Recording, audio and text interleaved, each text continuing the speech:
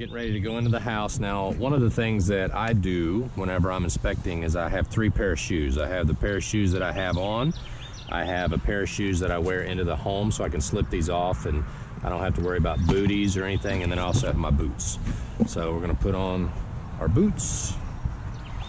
And this is Jamie, by the way. Hi, Jamie. And he's camera shy right now, but he'll get used to it. So I love these slip-on boots. You can get these at Amazon for about $17 or steel-toed. Great if you got to get into some mud and things like that. So, and no, ladies and gentlemen, this isn't a Ghostbuster. This is a Ghostbuster. This is his outfit. So, Ghostbuster outfit. Ghostbuster outfit. Got all my lights and everything, and we're good to go. Let's go ahead and go. So, Jamie, let me ask you, when you come to a house, what's one of the biggest surprises that the homeowners have after you've seen the crawl space? It's the biggest issue. Typically, it's the amount of mold they have. They don't think they have a problem. Standing water is an issue too in this part of the country. But yeah, they don't realize how bad their crawl space is because they've never been in it. Right. They've never been down there. Yeah, I hear that a lot too. I'm sure you do as well, right? Downspouts just dumping on the foundation. So this one's 2 crawl spaces, but I think you're right. A lot of homeowners, they'll tell us, oh, well, we don't have any mold. And then we get in there and we show them some pictures and it's like, holy mackerel, what is all that? Home inspector's crazy. Yeah, they do. So this is a house that's under contract to be sold. Not sure what that is. It's dangerous. A dangly wire. Look how wet it is. Yeah, so we got a lot of mud and stuff like that in the crawl space. So what we're gonna do is just go ahead and get some measurements, and that way we know what we got. So we got an outside cinder block wall. So if you go to standing water present, yes, because that's why we're being called. I would say moderate. Did you look in there? It's heavy. Is it heavy? Yeah, you got, look right here. You got standing water. You got a big puddle right there. Oh yeah, okay. And then look on that block right there. It was 6 inches a few days ago. It's still wet. So we got heavy standing water. Let me get my light out. Okay.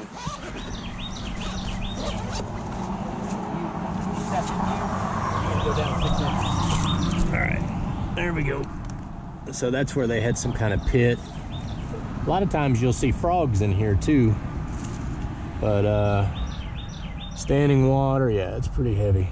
Cool thing is we can snap all of our information from here. We should be able to get our measurements without having to get in. Yeah. So we're not gonna risk our lives and get all disgusting just for the sake of coming in this place. So Jamie's gonna pull the measurements. It's 39. 39 length. So while he's pulling the measurements, water intrusion probably from the foundation and from the floor. We don't know because it's too wet. Not sure if we should recommend a plumber or not. What's the measurements? 16.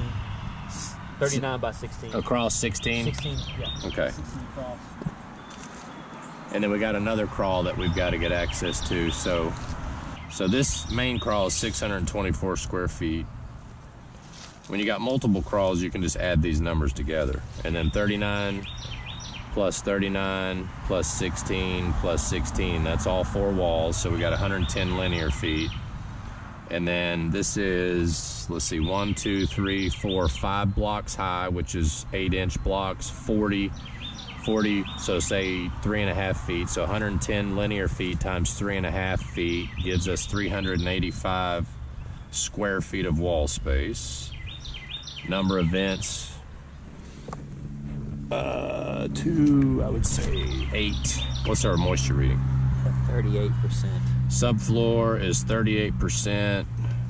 Floor joist 38. Can you also do humidity for me, please? Yep. You see any pillars? How many pillars we got? 1, 2, 3. 3. Remember, we're just in one crawl, so we'll have to add these numbers together. So we got 3 on this side. I'm gonna go ahead and check the door. So the door is 24 inches by 38 inches. Humidity level? 70% humidity. Floor joist 2x10s or 2x8s? 2x10s. 15-inch on center? Yep. See any electrical other than that dangly wire hanging down? I don't. Okay, so may need an electrician. Type of crawl space wall, Jamie? Block. Inside and outside is block. There's an outlet right here, Mike. Okay, so we do have electrical. He said there's an outlet right there. So we got outside block. Crawl space floor is, we'll say clay, because we live in East Tennessee. It is flooded. Debris present? No, it's pretty light. Light debris. Mold present? Yes. Heavy, light, medium? Medium mold. Insulation present? Yes. Can you see if there's any foil? No foil.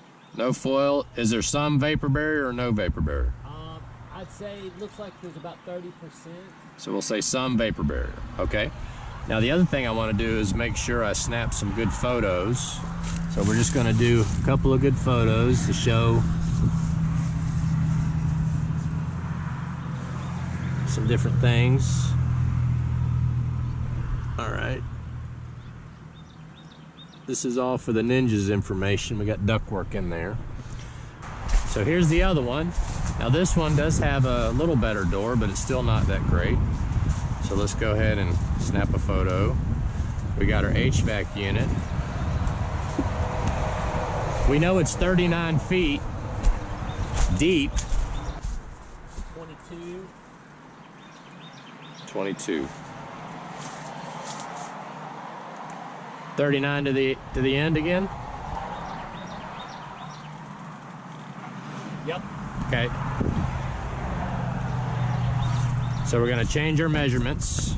This is important to know the exact linear feet whenever you're dealing with two crawl spaces, because you're going to have to trench both interior walls.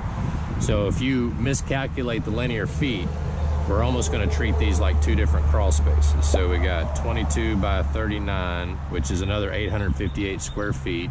So total square footage of 1482. And then 22 plus 22 plus 39 plus 39. That's all four walls in the second crawl space plus 110. So we got a total linear footage of 232. And then if we got 3.5 foot walls times 3.5 gives us a total wall square footage of 812. That's important so that we know how much vapor barrier. So if you take 812 plus 1482,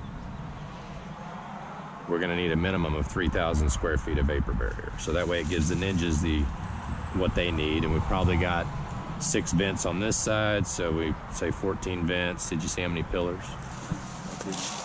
Probably A lot of insulation down. It's like 8 on this side. 8? Yeah.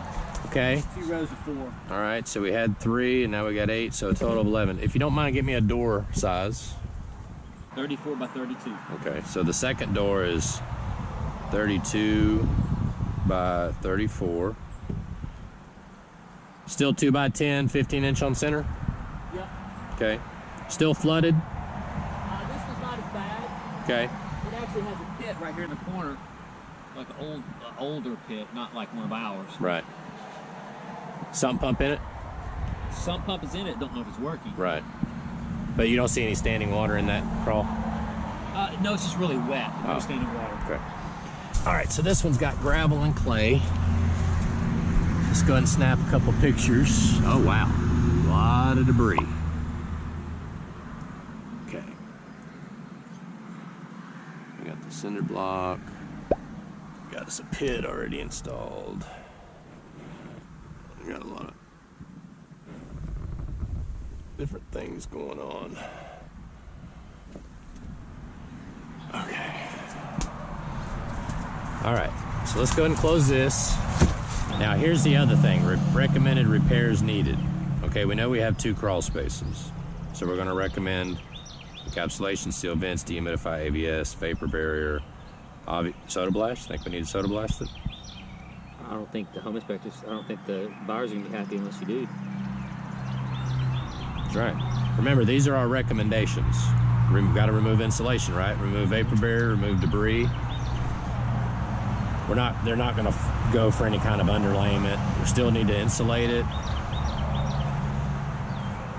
I didn't see any need for any of that. Insulate crawl space doors, no foil, install water management system, air seal a duct. Okay, so let's go talk to him. Now the other nice thing about this setup, Jamie, is you got everything you need right here. It's all in your bag. Got our flashlights, we got our humidity reader, our little light, everything is all right here. So now, I'll just keep the GoPro on me. Have you been leaving that outside and just taking what you need in? If it's wet, I would, but if it's dry, sometimes you can just take it in with you. Yeah. So.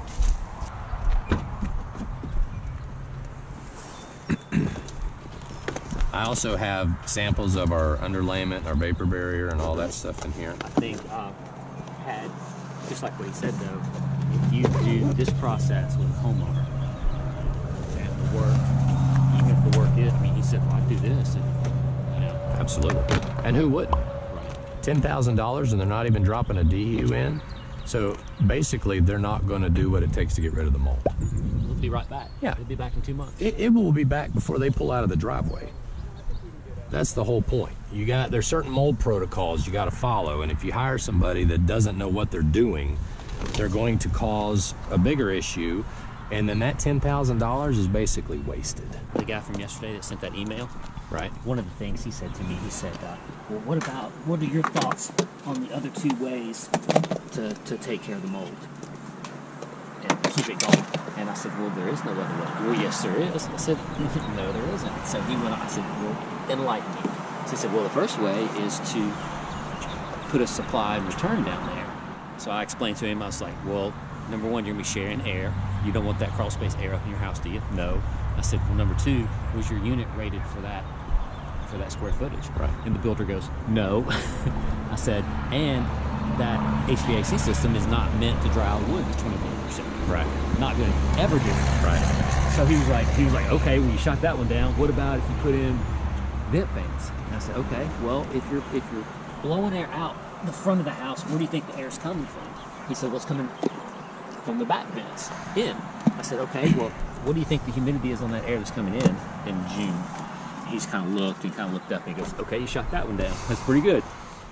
Well, and the other thing about the HVAC is not only is it designed not to dry out the wood, like you said, but in the spring and the fall. No, I'm doing this on purpose. Okay. In the spring and the fall, it's not going to run. Right. Because the temperature is not going to be hot enough or cold enough to turn the AC on, so then you just lost your dehumidification. So